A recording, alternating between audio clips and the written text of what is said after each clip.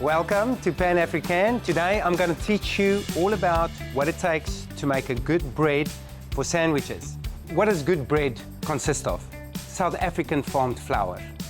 So the first thing is make sure that you're buying South African farmed wheat that employs South African workers. The second step, make sure it's milled whole and with stone at low temperatures. So it means that that germ, which contains all the nutritional value, is mashed up at low temperatures into our flour. That's why we are fed by good bread. So I'm going to show you this one dough recipe of mine and the versatility thereof. I'm going to be using stone ground white bread flour. I'm going to add whole grain flour for a little bit of texture and that nuttiness that you want to taste in your bread. I'm going to use my sourdough starter, locally brewed beer, gives us that malty flavor. I've got sea salt, and then we've got our special hack, our yeast. This is going to allow you to complete a high quality bread in time. Very important step, number one, take the temperature of your water. This is a controllable. Fermentation happens according to temperature. The warmer the faster, the colder the slower. If it's going to be a cold morning and we're going to be baking bread, we want to ensure that we manipulate our water temperature, push the temperature to ensure that our fermentation is going to happen according to our plan and time, especially for you guys in your challenge.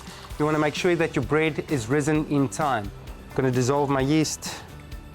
I'm going to add my sourdough starter. I'm going to add all of my beer, which is just a little bit. I'm going to dissolve this a little bit. I'm going to add my white bread stone ground flour, my whole grain stone ground flour. Step one is blending. We're not mixing the dough, we're not developing gluten. We're just blending our ingredients to make sure we have one homogeneous consistency.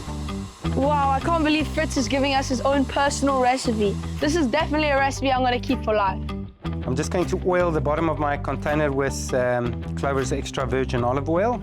This is going to ensure that our dough doesn't stick to our container when we want to fold it or remove it. The reason why I'm using a rectangular container is to ensure that my dough kind of takes on that shape. It's easier to work with when I'm doing the final shape on my dough. It's very important to remember. I'm going to lift it slightly, lightly on the one side, from the other side, flip it around, one side, other side. Now it's starting to take on a preferable shape to work with. Right, we'll set this aside. I'm taking in all the tips and knowledge that he has because he definitely knows a lot about bread. Now, this is that same dough, but relaxed. So what I would do to take on my final shape is a light dusting onto my working surface. The Clover extra virgin olive oil is going to ensure that this comes out quite nicely. Beautiful. So it's holding its shape. So I pick up my dough from the one side, just over the halfway mark. Pick it up from the other side, give it a light stretch, shake off the flour, over that side. Now, you guys can decide whether you have time to incorporate a fold, but this fold by chance also serves as my final shape.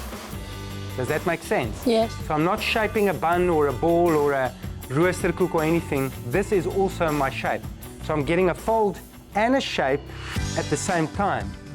Now, this would go seam down into my final baking container. Fritz, I see your dough, that dough is bigger than that one. So do we have to wait for that dough to rest and rise like that otherwise? 100%. If I'm going to bake this loaf as it is right here now, it's going to be raw on the inside, it's going to be terrible, and it's going to go black on the outside. You need to prove your dough sufficiently, right? I'm going in, I'm going to massage this lightly.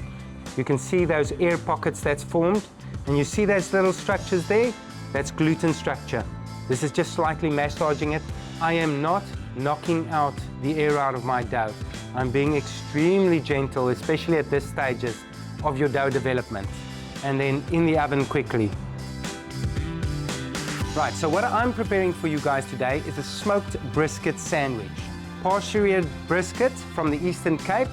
So what I've got over here is a homemade aioli. I'm going to touch it up with Clover's double cream yogurt. It's going to add a little bit of acidity, and it's going to become a great vessel for those flavors of the smoked garlic aioli and mustard. Right, I think it's about time for that bread to come out.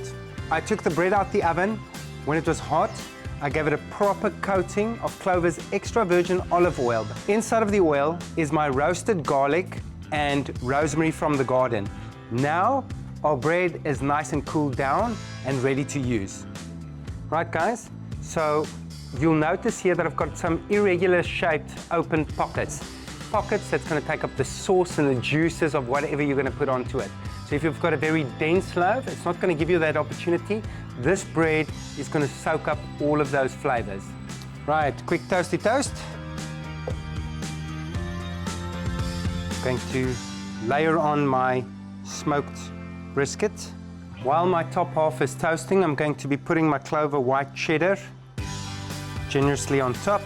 Okay, I'm going to pop that into the oven for a minute. Right, here we go. Yeah, nice and cheesy. Next up, our sauerkraut, our homemade pickles. Finally, yogurt, mustard, mayo mix. Top part of our salmi goes on. You ready for a taste? Yes. Let's go for it. Tasting the sandwich, I'm tasting the pickled cabbage, the aioli that from the Clover yogurt, and the bread is just so soft, it's so nice. It just tastes so amazing. The flavors all work together perfectly. The nice crunch of the bread and then the softness of the meat, and it's just so good. This sandwich is delicious, but I'm gonna take my own way and make something completely different. After all, I am trying to win this challenge. You guys can really have fun with this. Just make sure that your dough is mixed. Get your folds in. If you want to do folds, get your shape in. Get your final proof and your bake. Okay? So that you also have a little bit of time for that bread to cool down before you start using it. Right, you guys ready to make your own bread? Yes. Yes. Let's do it.